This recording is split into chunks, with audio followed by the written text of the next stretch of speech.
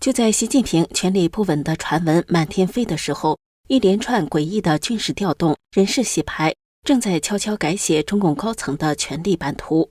从北戴河前的军中示威，到国务院发改委的习家军遭全面清洗，再到公安系统的刀把子换人，一场没有硝烟的政治内战已经悄然打响。中共会走上苏共解体的老路吗？还是能继续演出一场和平交班的假象？我们带您一起抽丝剥茧，看懂这场暗潮汹涌的权力博弈。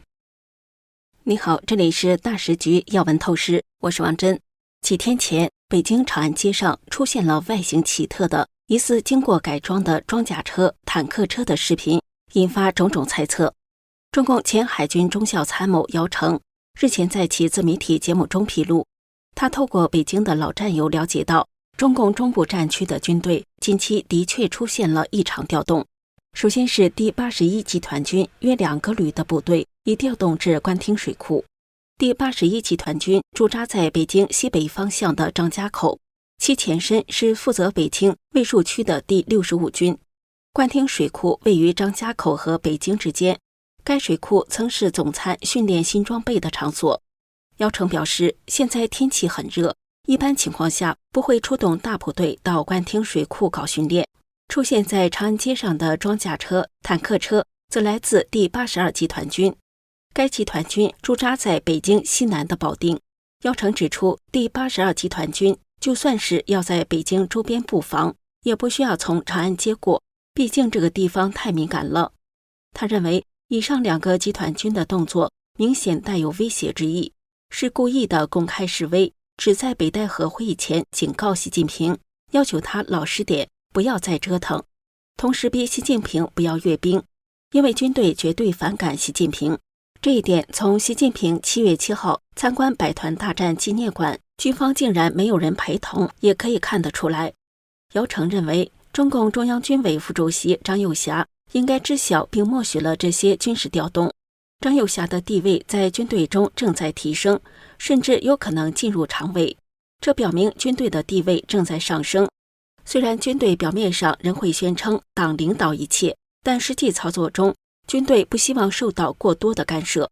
姚成表示，如果习近平坚持要检阅部队，可能会引发大事件，他可能会被软禁或人间蒸发。所以中共内部稍微明白的人会阻止习近平出席阅兵，以避免丢失共产党的形象和对国家稳定造成冲击。姚成说，北戴河会议将讨论并决定习近平是否检阅部队以及其权力走向等关键问题。除了军方异动外，近来中共党政部门也频频出现人事异动。习近平最信任的经济大将何立峰似乎正在经历一场地盘清洗的大风暴。7月2号，中共国家信息中心大数据发展部主任于世阳被突击查办。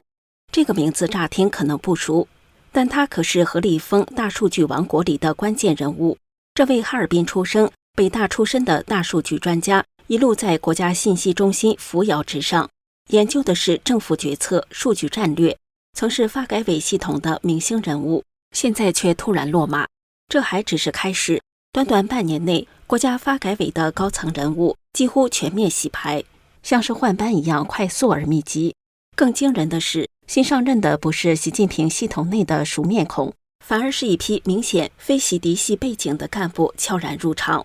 如湖南的周海滨，从副省长跳进发改委，没人认为他是习家军。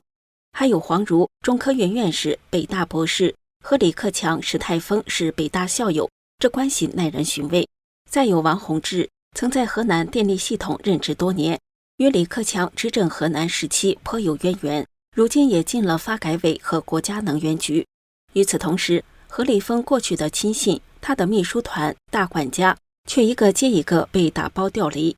赵晨曦，这位曾经的核心秘书长，如今被外放河北。5号，当年帮何立峰操盘高技术产业的得力助手，转去中科院另谋高就。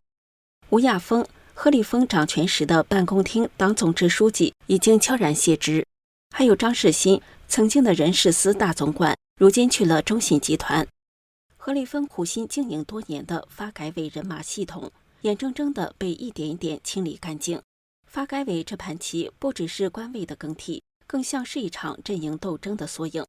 新进来的多与李克强、胡锦涛这些过去团派背景人物有关，被调走的几乎都是习近平亲信何立峰的旧部，这难道仅仅是巧合吗？而这场清洗不止发生在发改委，看看另一个习近平亲信蔡奇，他的副手中共机关工委副书记邹晓东被贬到冷板凳上的国务院参事室当主任，另一名副书记蔡淑敏直接卸职，而接替他们的新任副书记金善文背景则另有来头，长期跟随王兆国、李建国、王东明这些已退的副国级高官，背后还牵扯到胡锦涛、李瑞环、温家宝这条隐秘的政治系谱。再来看公安系统，王小红的老搭档胡斌琛被空降江苏，表面风光，实际却像是被请出北京。与此同时，与他多年打拼的陈思源、孙茂利双双卸任公安部副部长，而升上来的杨维林与王小红毫无交集。很明显，公安这块刀把子也在被重新洗牌。资深时事评论员林宝华7月12号在 New Talk 新闻专文指出，中共的党内斗争似乎逐步明朗化，先从剥夺习近平的枪杆子开始，再剥夺公检法的权利。至于笔杆子慢慢来没有关系，让他继续吹捧习近平，有益于掩盖党内斗争，维持社会稳定。著名自媒体人文昭指出，中共亲眼目睹苏共经历了3次激烈的权力转移，每次都让苏共元气大伤，最终导致其无法维持。因此，中共特别注重权力移交过程的平稳，避免翻车。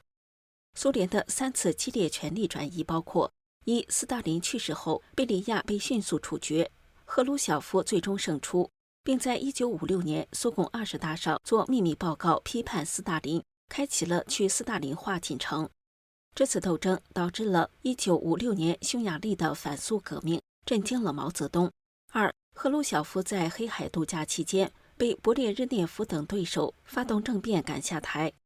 三、1991年819政变，戈尔巴乔夫重新签署联盟条约，引发苏共强硬派不满，政变失败，导致裂痕公开化，原有体制彻底失效，最终苏共退出历史舞台。中共从苏联的后2次权力转移中学到教训，强调权力交接一定要平稳，内部斗争要关起门来，禁止影响扩大。1989年天安门事件后，邓小平低调处理赵紫阳，决定软禁而非公开判刑，就是为了避免公开分裂的长期影响。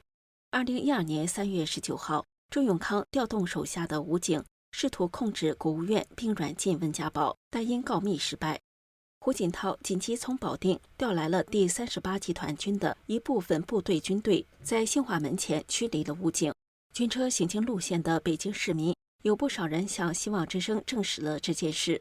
即使像周永康这样，中共高层也没有立即进行疾风骤雨式的清洗，而是将清算推迟到中共18大之后，局势稳定后才处理。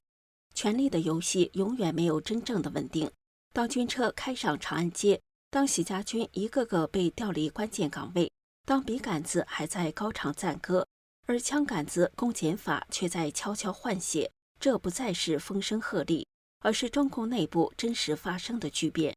中共或许仍然记得苏共是怎么垮的，所以他们对政变格外敏感。但历史证明，越害怕失控的政权，越容易被不稳定吞没。比戴河会议之后，中共未来的权力走向会更加明朗，也更加危险。如果你也关心这场高墙里的风暴走向哪里，记得持续关注我们的频道，我们会继续为您追踪最新局势。这里是大时局要闻透视，感谢您的陪伴与思考，请订阅、分享并打开小铃铛，一起在动荡中坚守真相，在黑暗中点燃希望。